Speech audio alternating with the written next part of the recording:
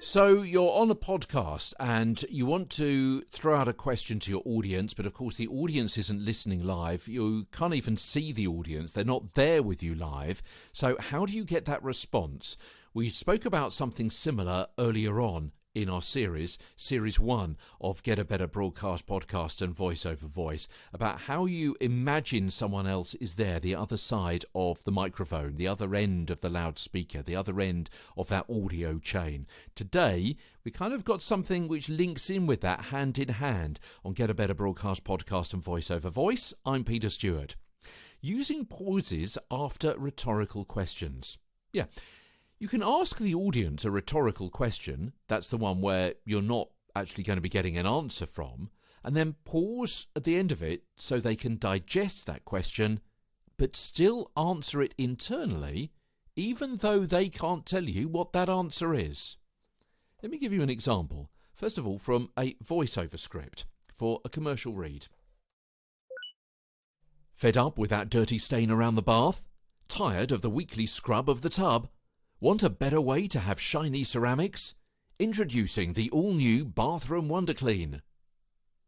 Yeah, so what I've done there is leave a pause at the end of every question, so internally the person that's listening to those questions can go, yeah, I am fed up with that dirty stain around the bath, and so on. If you just ran all of those questions together, the listener won't have time to process the question and internally ask it of themselves and answer it. And therefore, the question is going to be less effective. Let me give you another example. Okay, this one from a podcast. Here we go with this. Want to hear every edition of the podcast a week before everybody else? Want an ad-free listening experience? Want exclusive offers and a chance to win a meet-up with the hosts? Then subscribe and leave a review and send us a screenshot for a chance to win. So those pauses don't have to be huge, but it's just half a beat perhaps to signify that it's a question that demands, in the politest possible way, a response. Here's another example. Have you ever wanted to speak out, but been too afraid to say anything?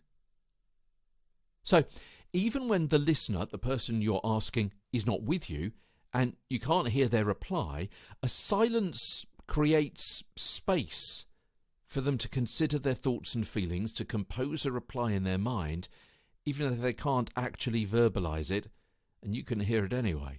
It only needs to be a beat, half a beat, but a pause creates space for the percolation of their response. As a presenter, don't rush headlong into another item of content before your listener has had a chance to consider their answer. Tomorrow on the show, pauses as an indication of quality as Get a Better Broadcast Podcast and Voice Over Voice continues. From London, I'm Peter Stewart.